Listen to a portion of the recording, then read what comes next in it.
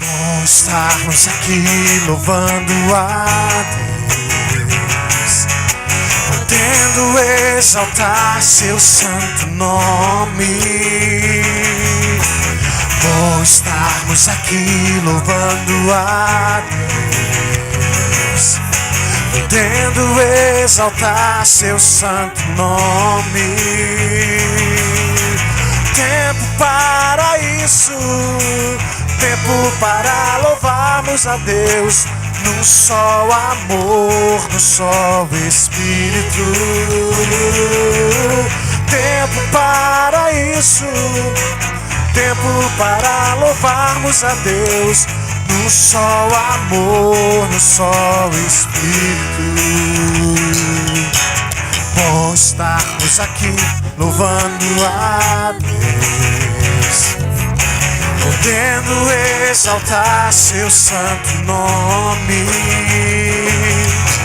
Bom estarmos aqui louvando a Deus, podendo exaltar seu santo nome. Tempo para isso, tempo para louvarmos a Deus, num só amor, num só Espírito. Tempo para isso, tempo para louvarmos a Deus, num só amor, num só Espírito. Deus venha nos abençoar e que essa união nunca falte para nós. Oh Deus, Deus, venha nos abençoar e que essa união nunca falte para nós. Oh Deus, Deus, venha nos abençoar e que essa união nunca falte para nós. Oh Deus, Deus, venha nos abençoar e que essa união nunca falte para nós. Amém, igreja?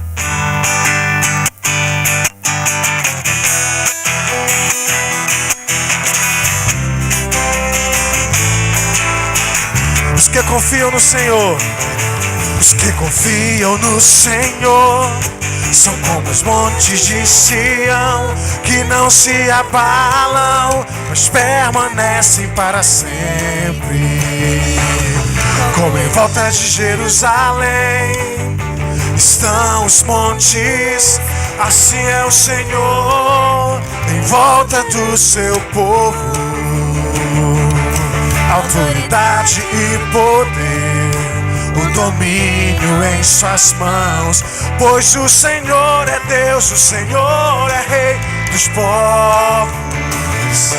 Cale-se diante dele a terra, dobre os joelhos, ergam as mãos, pois o Senhor é Deus, o Senhor é Rei dos povos.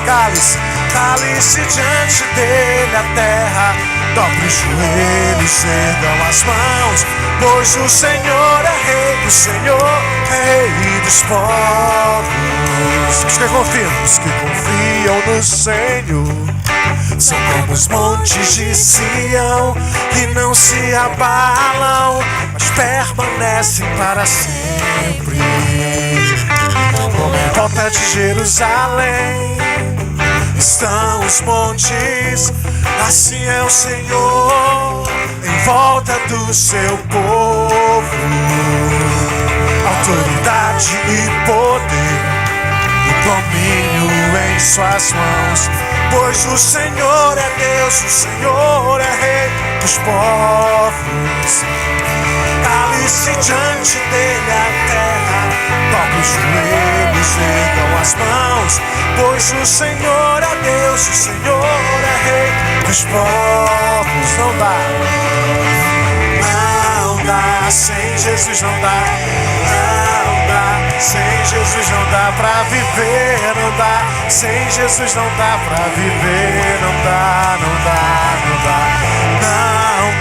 Sem Jesus não dá, não dá. Sem Jesus não dá pra viver, não dá. Sem Jesus não dá pra viver, não dá. A terra vai um dia contemplar aquele que um dia virá, com autoridade julgará. Toda a terra se ajoelhará. Oh, aleluia. Ele voltará. Oh, aleluia. Para me levar. Oh, aleluia. Ele voltará. Oh, aleluia. Para me levar. Uma nova terra. Uma nova terra sincera, e a paz nunca findará. Oh, como será maravilhoso contemplar o meu Salvador. Oh, aleluia. Ele voltará. Oh, aleluia. Para me levar. Oh, aleluia. Ele voltará. Oh, aleluia. Para me levar. Oh, aleluia. Ele voltará. Oh, aleluia. Para me levar. Ele voltará. Oh, aleluia. Para me levar.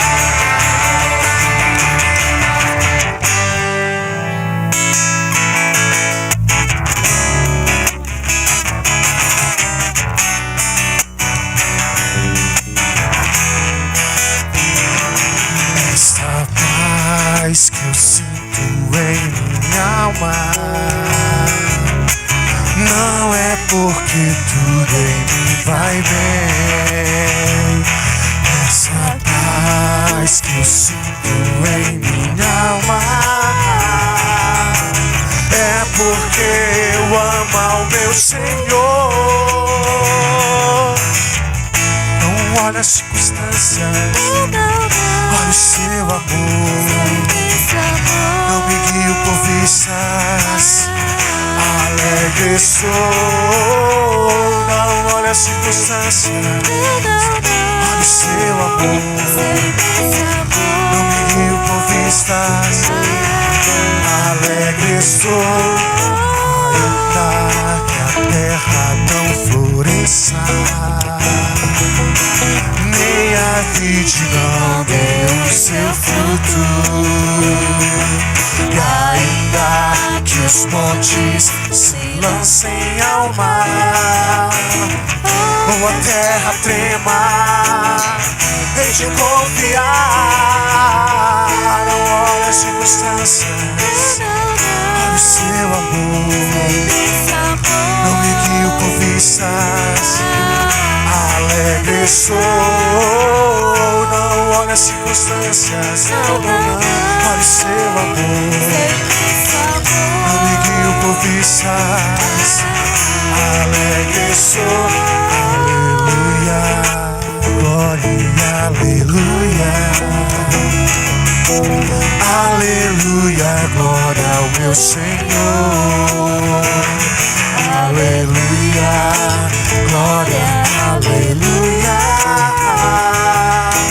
Aleluia, glória ao meu Senhor. Não olha as circunstâncias, olha o seu amor. Não me guio por vistas, alegre sou. Não olha as circunstâncias, olha o seu amor. Não me guio por vistas, estás, alegre estou.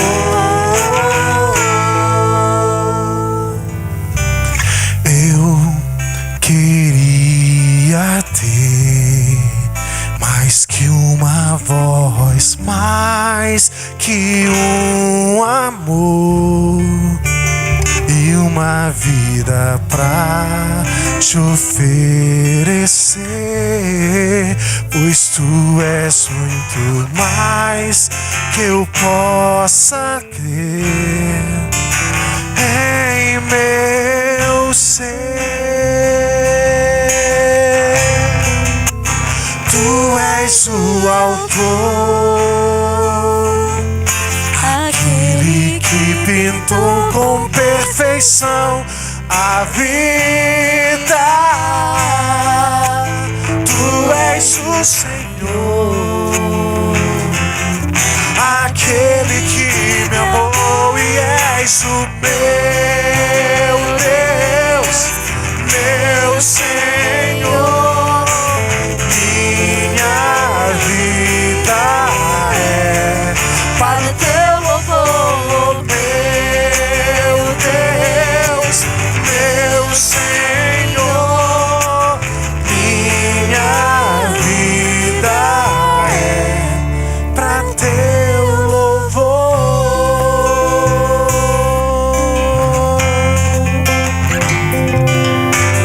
Eu queria ter mais que uma voz, mais que um amor e uma vida pra te oferecer, pois tu és muito mais que eu possa ter em meu ser. Tu és o autor,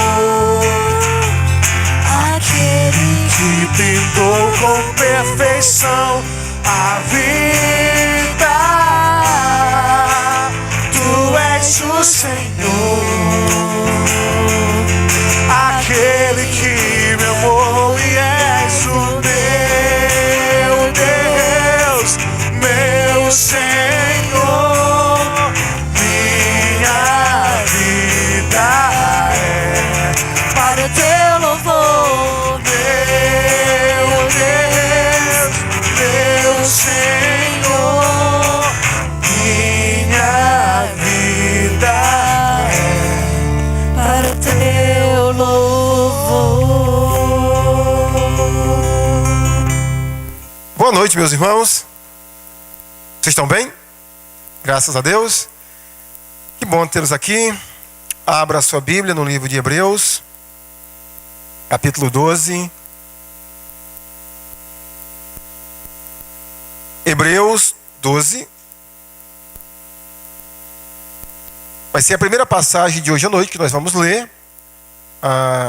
Hebreus 12. Se você já quiser deixar aí no gatilho, 2 Coríntios 7. Depois a gente vai ler, mas não vai ser agora, tá? Mas agora, Hebreus, capítulo 12. Vamos ler do versículo 4 ao versículo 13.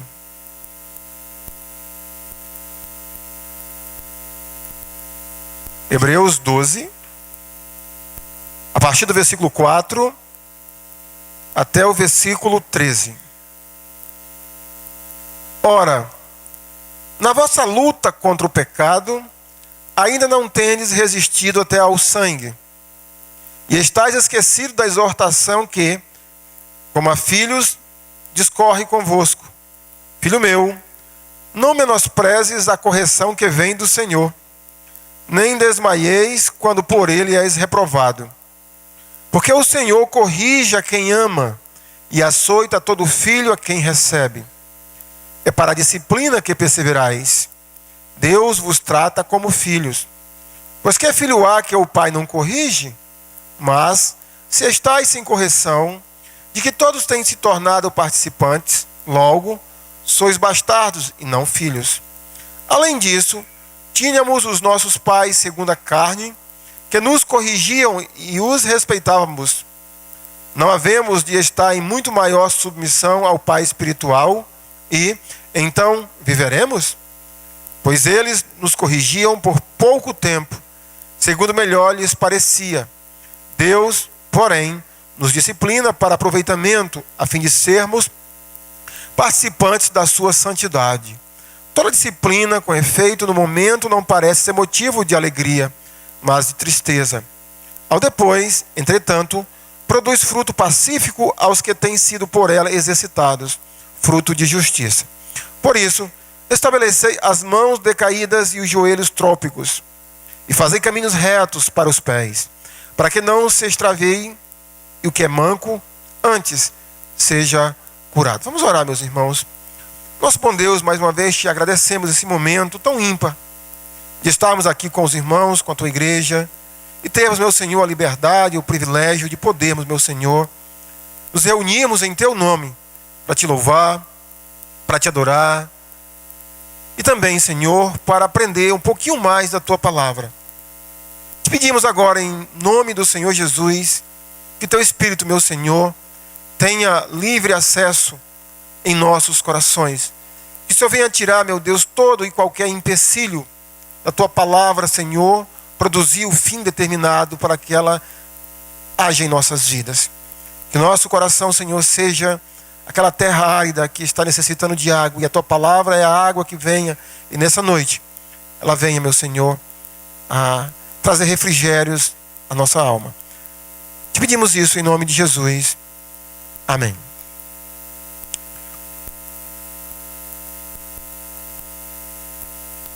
Hoje é dia 30, e hoje é a última mensagem temática sobre esse tema da busca pela santidade. Durante todo o mês nós falamos a vocês e a nós essa disposição que todo cristão tem de buscar incessantemente ser cada dia mais parecido com Cristo. Hoje à noite eu quero falar sobre agentes que Deus usa para que a gente possa ser mais motivado a buscar a santidade. Quando a gente fala de agentes,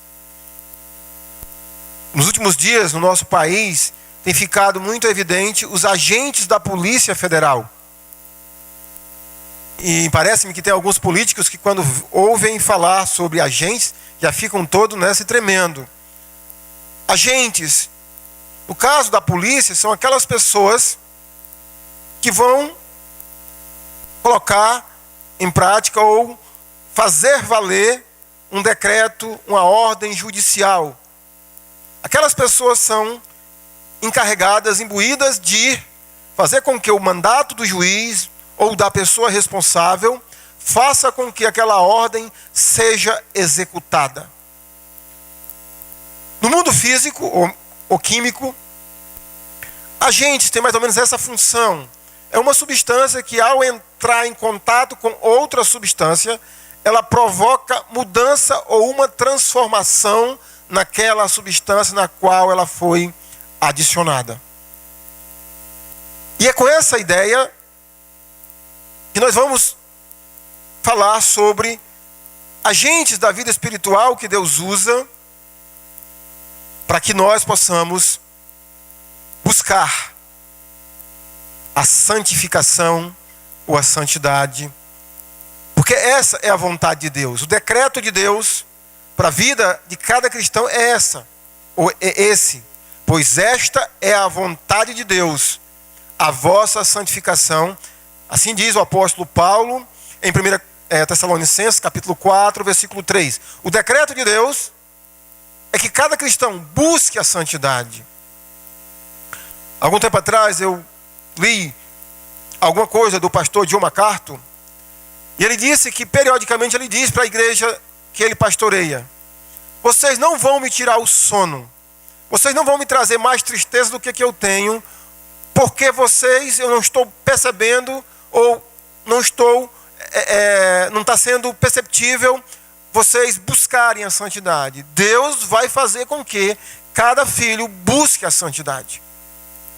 O texto que nós acabamos de ler, meus irmãos, nos mostra um desses agentes que Deus usa para que a gente possa buscar a santidade. Vamos enfatizar a parte B do versículo 10, que diz qual é esse agente que Deus usa na vida de cada cristão para que ele seja impulsionado a cada momento da sua vida a buscar a santidade. Versículo 10, a parte B do verso diz: Deus, porém, nos disciplina para aproveitamento, a fim de sermos participantes da sua santidade. Então, o primeiro agente que Deus usa para que a gente seja impulsionado a buscar ser mais parecido com Jesus Cristo é a disciplina. E quando nós falamos de disciplina, eu queria que você ampliasse um pouco mais o conceito que você tem de disciplina. Possivelmente, quando você passa a palavra disciplina, você pensa em peia, cinturão, palmatória, joelho sobre o caroço do milho, alguma coisa dessa natureza. Isso não significa que isso é necessariamente disciplina. Para você poder melhorar o seu conceito de disciplina, entenda que a palavra disciplina tem a mesma raiz da palavra discípulo. Então, disciplina é um processo. Disciplina é algo que alguém que está treinando um discípulo vai fazer para que aquele discípulo alcance o objetivo daquela pessoa que ele está ou que está treinando aquela pessoa. Portanto, disciplina é isso. Disciplina é o que um atleta precisa fazer, precisa ter, para que ele consiga ser um atleta vitorioso. Inclusive, esse texto que nós lemos, o escritor de Hebreus está exatamente falando de uma corrida. Os versos que nós não lemos, os 3 primeiros versículos do capítulo 12, é perceptível o autor dizendo que nós devemos correr essa corrida com perseverança, nos desprendendo de todo o peso e do pecado, olhando para o estádio que está repleto de testemunho de pessoas que correram esta corrida e que venceram e que alcançaram a vitória. E no final do texto que lemos, os versículos 12 a 13, perceba que o autor volta esse tema da corrida, quando ele diz: por isso, restabelecei as mãos decaídas e os joelhos trôpegos, e fazei caminhos retos para os pés, para que não se extraveie o que é manco, antes seja curado. Portanto, meus irmãos, disciplina é isso, é o que um atleta precisa ter, é que um treinador de um atleta precisa exercer sobre ele, para que ele consiga atingir os seus alvos. Então, é isso que Deus faz em nossas vidas, para que nós possamos ser impulsionados a buscar a santidade. O texto nos mostra uma analogia interessante sobre essa questão da disciplina, falando do relacionamento de Deus e seus filhos. E a analogia é o que um pai ou o que pais fazem para disciplinar os seus filhos. No versículo 7, o autor diz: é para a disciplina que vocês perseveram, ou é para a disciplina que perseverais. Deus vos trata como filhos. Pois que filho há que o pai não corrige? Mas se estáis sem correção, de que todos se têm tornado participantes, logo sois bastardos e não filhos. Além disso, tínhamos os nossos pais segundo a carne, que nos corrigiam e os respeitávamos. Não havemos de estar em muito maior submissão ao Pai espiritual e então viveremos. Perceba que a analogia é Deus, seus filhos, os pais e seus filhos. E o autor nos diz que os pais disciplinam os seus filhos para que eles alcancem um bem comum. Não há como ler um texto desse e não lembrar do que você ouviu dos seus pais, se você já é adulto. Não há como não lembrar do que ouvi dos meus pais.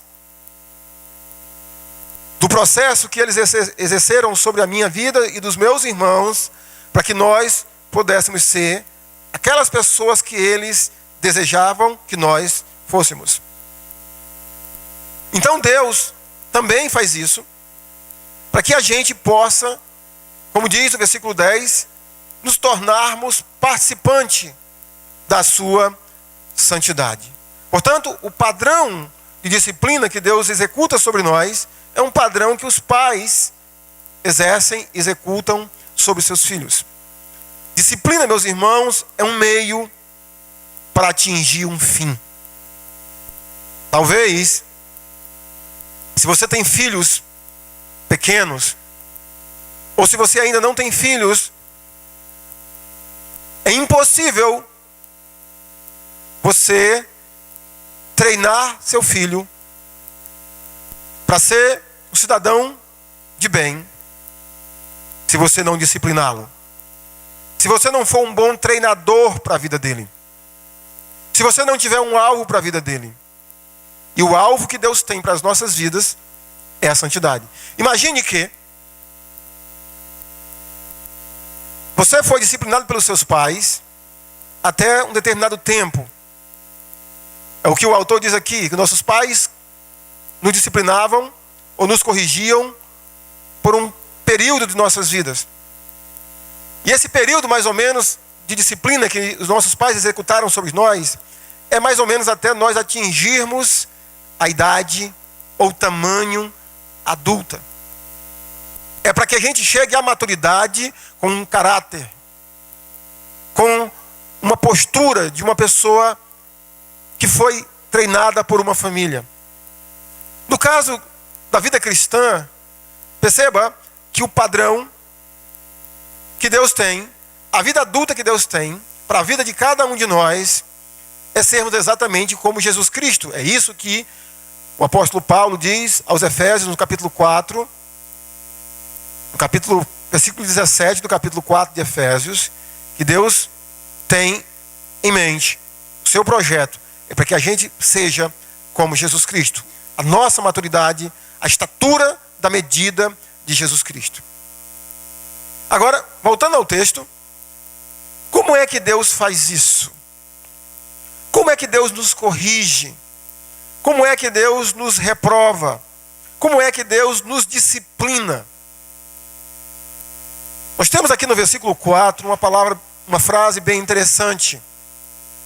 Ora, na vossa luta contra o pecado, ainda não tendes resistido até o sangue.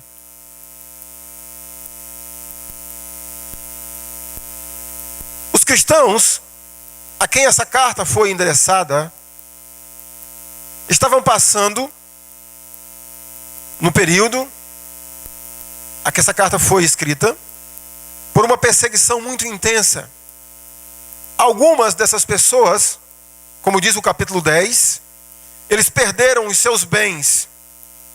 Eles foram expulsos de cidades onde moravam. Talvez a perseguição pelo império, ou talvez a perseguição exercida pela religião judaica. Essas pessoas estavam sofrendo.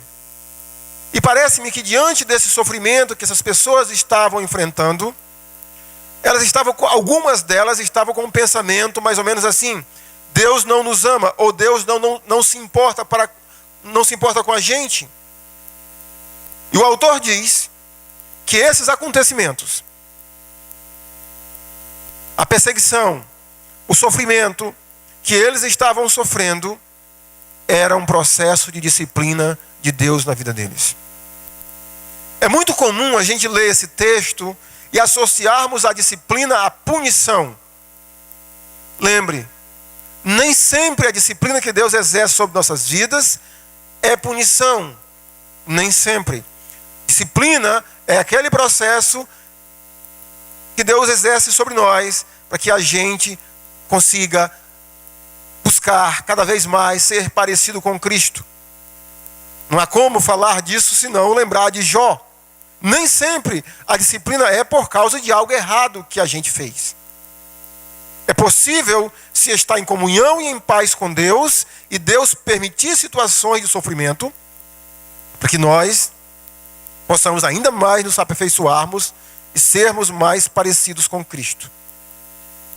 Naturalmente, se o sofrimento que Deus usou para com esses irmãos era o meio pelo qual Deus estava disciplinando essas pessoas, naturalmente, meus irmãos, todo e qualquer sofrimento que nós enfrentamos, seja ele emocional, seja ele de que natureza for, todas as situações que Deus permite que venha sobre a sua vida, sobre a minha vida, que Deus permite que venha sobre nossas vidas, todas as situações que nos incomodam, Deus tem como propósito nos disciplinar. Deus tem como propósito nos corrigir. E infelizmente, em alguns momentos, nós somos reprovados por Deus, porque diante daquela avaliação que veio sobre nossa vida, nós não fomos aprovados. Portanto, queridos, a disciplina é um bem necessário. É preciso que todo cristão passe por isso. É necessário que todo cristão passe por isso. E todo cristão já passou e vai passar até a volta de Cristo, até o nosso encontro com Ele, quando, se Cristo não voltasse, nós partimos para a eternidade, para o céu, nós vamos passar, porque enquanto não formos igual a Cristo, nós seremos disciplinados pelo Senhor. Então, o primeiro agente que Deus usa para nos impulsionar à santidade, lembre, é a disciplina, é o sofrimento, são as situações que Deus permite que venham sobre nossas vidas, para que a gente possa aprender por meio dela, sermos lapidados por meio dela, para que a gente seja mais parecido com Cristo. Há um segundo agente que Deus usa, para que nós possamos buscar a santidade. O versículo 11 introduz esse pensamento, quando diz assim: toda disciplina com efeito no momento não parece ser motivo de alegria, mas de tristeza. Um segundo agente que Deus usa, interno nas nossas vidas, não mais externo necessariamente, é a tristeza. Eu quero que você venha agora comigo para 2 Coríntios, capítulo 7.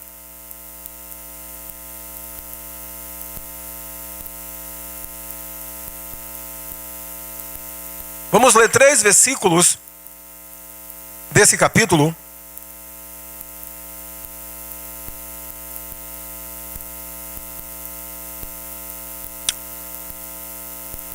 Segundo Coríntios 7, versículo 8 ao 10. Observe, mais uma vez, a ênfase que o Espírito Santo, por meio do apóstolo Paulo, dá essa palavra tristeza. Porquanto, ainda que vos tenha contristado com a carta, não me arrependo, embora já me tenha arrependido. Vejo que aquela carta vos contristou por breve tempo. Agora, me alegro não porque fostes contristados, mas porque fostes contristados para arrependimento. Pois fostes contristados segundo Deus, para que de nossa parte nenhum dano sofresseis. Porque a tristeza segundo Deus produz arrependimento para a salvação, que a ninguém traz pesar, mas a tristeza do mundo produz morte. Paulo aqui abre mais o leque sobre a função do sofrimento na vida, da tristeza agora na vida do cristão. Naturalmente, quando nós estamos sofrendo, é muito comum a tristeza fazer parte do sofrimento. Mas o contexto aqui, irmãos, do que Paulo está se referindo, parece ser ainda aquele caso daquela primeira carta de 1 Coríntios, quando no capítulo 5, ele exorta a igreja a tomar uma posição por causa de um jovem, aparentemente jovem, que está tendo uma relação amorosa com a sua madrasta. E Paulo exorta fortemente a igreja, em que a igreja não estava tomando nenhuma atitude por causa daquilo. E parece-me que depois daquela carta, das palavras duras que Paulo usou, aquela carta parece que trouxe alguns resultados benéficos. Por isso que Paulo diz assim: eu não me arrependo de ter escrito aquela carta. Se Paulo está se referindo a 1 Coríntios capítulo 5. Por que Paulo não se contristou com aquela carta? Embora já tenha se contristado. Porque o efeito daquela carta produziu frutos positivos na igreja e me parece também na vida daquela pessoa que Paulo disse para a igreja tirar do meio deles, para que Satanás agisse na vida ainda mais daquela pessoa. Então, Tito, um companheiro missionário do apóstolo Paulo, chegou da cidade de Corinto e trouxe bons comentários para o apóstolo. E os comentários mais ou menos eram esses: Paulo, o pessoal lá tem tanta saudade de ti. Paulo, tu é tão querido por aquelas pessoas. E Paulo disse que isso alegrou o coração dele. Mas também Tito trouxe notícias de que aquela carta havia causado um efeito positivo e ao mesmo tempo negativo na igreja, uma tristeza por conta do que estava ou do que tinha acontecido com aqueles irmãos. E Paulo diz o seguinte, inclusive no capítulo 2 de 2 Coríntios, Paulo pede para a igreja agora ter uma atitude para com aquela pessoa de perdoá-lo e de trazê-lo à comunhão para que ele possa se alegrar novamente. E aqui ele diz que essa tristeza causada produziu na vida daquelas pessoas arrependimento. Queridos, é importante a gente talvez ter o discernimento de quando estivermos tristes, entendermos a causa da nossa tristeza. Não é necessário toda tristeza ser uma ação de Deus para produzir na nossa vida arrependimento, para que a gente possa buscar a santidade. Porque Paulo fala aqui de uma tristeza de Deus e de uma tristeza do mundo. Não sei se você percebeu isso. Mas vamos pegar como exemplo, para a gente entender o que é essa tristeza de Deus, como a experiência de Davi, o rei Davi.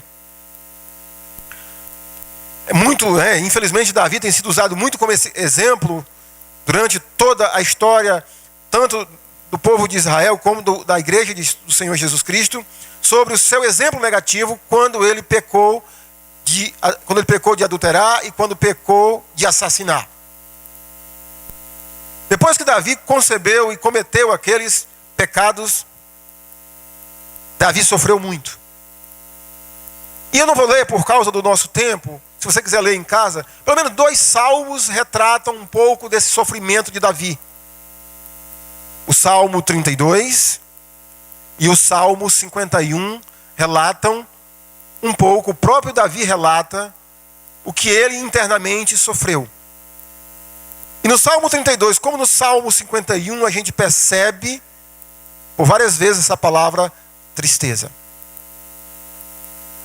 Davi entristeceu-se muito por conta do que ele havia feito. Agora imagina só que essa tristeza que Davi sofreu talvez estivesse relacionada a pensamentos como: meu Deus, como é que eu fiz aquilo?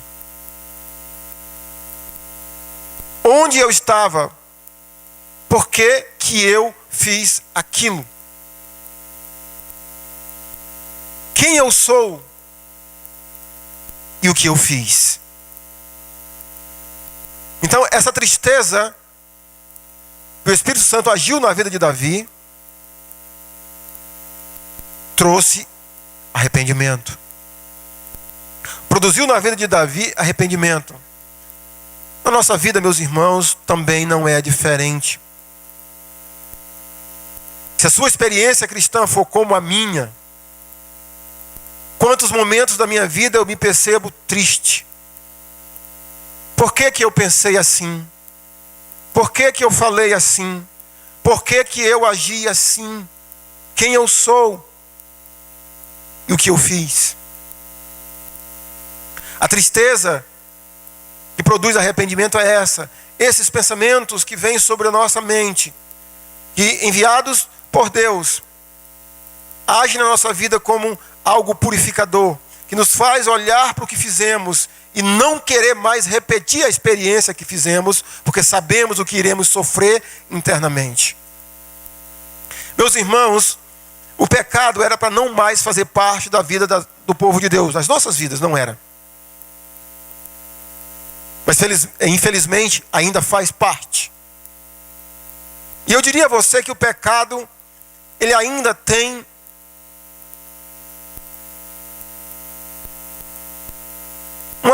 um efeito positivo na vida do cristão. Não se escandalize com essa frase. Ele ainda pode ter um efeito positivo na vida do cristão. É muito comum a gente ouvir, ou ler, melhor dizendo, no Antigo Testamento, um contraste de quem tem hanseníase com quem não conhece a Deus. Há um livro interessante do filipiense com o Dr. Paul Brady. Esse Paul Brady, esse médico, é um médico missionário que foi trabalhar na Índia para cuidar de pessoas que sofriam de hanseníase. É um especialista na área. E uma das coisas que, ao ler esse livro, alguns anos atrás, eu descobri, até então eu não sabia, que aonde a bactéria da hanseníase age no organismo humano, é mais ou menos assim, é como que ela agisse lá no sistema nervoso para que a gente não sinta ou não tenha mais tato. Por isso que as pessoas que sofrem de hanseníase, se não for tratada, elas se ferem toda. Por quê? Imagine que isso aqui seja uma superfície muito quente. Se você é saudável, não tem nenhum problema disso, como também não tenho. Se nós tocarmos nisso aqui e tiver quente, o que a gente faz? A dor que sentimos é um benefício do organismo para que o organismo não se machuque, não sofra os danos. Quando a gente toca, você recolhe a mão ou a parte do teu corpo que tem o tato, que entrou em contato com aquela superfície, ou aquele organismo que pode te ferir, que pode te causar dano. Então a dor tem esse efeito positivo no nosso corpo, é um sinal de alerta. A pessoa que sofre de hanseníase, ele não tem mais isso. Se isso aqui estiver extremamente quente, se ele tocar, ele não vai sentir. O organismo não avisa que aquilo ali vai ferir ele. E por não avisar, ele vai se ferir, ele vai se machucar. Agora deixa eu aplicar isso à vida cristã. O pecado, na vida do cristão, meus irmãos, é mais ou menos esse sensor que identifica a dor. O cristão, quando peca, ele sente dor. A pessoa que não conhece a Deus, quando peca, ele não sente nada, porque ele está sem sensibilidade alguma. Os filhos de Deus têm essa sensibilidade. Quanto mais buscamos a santidade, mais essa sensibilidade com o pecado é grande. Quando você toca, hoje, estava passando o caixa do supermercado, e quando eu me aproximei do caixa, que eu toquei, deu um choque. Senti. E eu assustei. Aí a moça chamou alguém responsável e falou, olha, ele tomou um choque. Eu falei, olha, eu não ando tomando choque assim. Eu até brinquei. Mas eu senti. Imagine se eu não tivesse, se aquilo fosse muito forte, o choque. E se eu tivesse doente dessa doença, eu poderia morrer. Então, meus irmãos, quando nós, filhos de Deus, temos contato com o pecado, a nossa sensibilidade está bem aguçada, sensível, é como um nervo e dói. E essa dor produz tristeza. E essa tristeza, como diz o apóstolo Paulo, produz arrependimento para a salvação, ou, entenda, para a santificação. Esse é o segundo agente de Deus, que Deus usa nas nossas vidas, para que nós possamos ser impulsionados a buscarmos a santidade. Então não esqueça, Deus usa dois agentes. Tem outros tantos, mas nunca esqueça disso. A disciplina, que é o sofrimento que vem nas nossas vidas. As situações que Deus permite que venha na minha vida e na sua vida, que nos causam dor. Isso é Deus agindo para que a gente possa aperfeiçoar a nossa santidade. É para que a gente possa parecer mais com Cristo. E a tristeza também que o pecado nos traz, é Deus nos levando a mudarmos de pensamento, a mudarmos de atitude, para que nós possamos ser mais parecidos com o Senhor Jesus Cristo. Esses são alguns agentes de Deus: a disciplina e o arrependimento. Amém? Então, essa aqui é a Thaís, E a Thaís me procurou porque ela queria tomar uma decisão. Qual é a decisão que você queria tomar, Thaís? Aceitar Jesus. Aceitar Jesus. A Thaís disse que queria aceitar Jesus. A Thaís é a esposa do Eduardo que está ali. Já é batizado, né, já é convertido. E ela tem vindo à igreja há um bom tempo. E como a gente sempre inclui, embora não sejamos daquelas igrejas que só tem mensagens evangelísticas ao domingo, a nossa pregação inclui o evangelho, né? Em qualquer mensagem de domingo inclui o evangelho. Então ela tem sido muito exposta ao evangelho. E eu fico feliz que foi uma decisão dela, não tem forçação, não tem... Ela chegou à conclusão de que precisa aceitar Jesus. Vamos ficar de pé, vamos orar pela nossa irmã Thaís.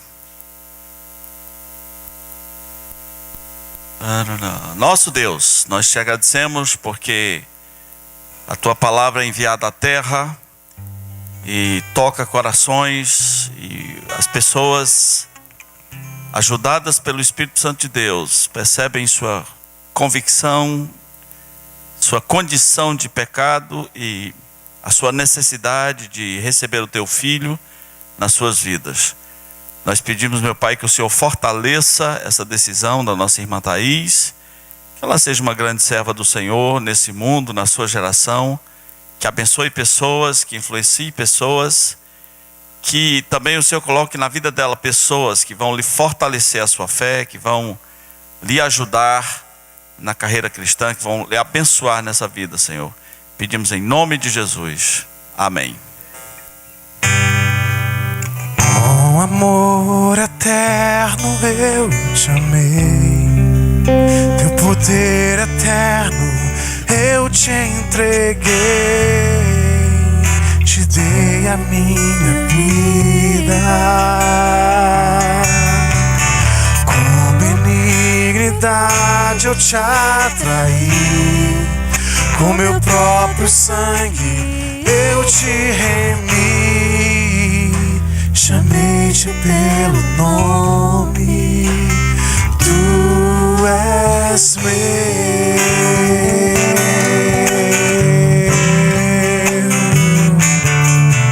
Mesmo que às vezes tenhas que passar por aflições, saiba que eu venci o mundo, e assim como eu te fiz vencedor. Se no vale tu passares, junto a ti eu estarei. E se no deserto andares, tua sombra eu serei. Seja no calor do dia ou se a noite fria está, não temas, filho meu, minha mão te guardará. Com amor eterno eu te amei, meu poder eterno eu te entreguei, te dei a minha vida. Com benignidade eu te atraí, com meu próprio sangue eu te remi, chamei-te pelo nome, tu és. Com amor eterno eu te amei, meu poder eterno eu te entreguei, te dei a minha vida. Com benignidade eu te atraí, com meu próprio sangue eu te remi, chamei-te pelo nome, tu és meu. Eu te chamo pelo nome, tu és meu, chamei-te pelo nome.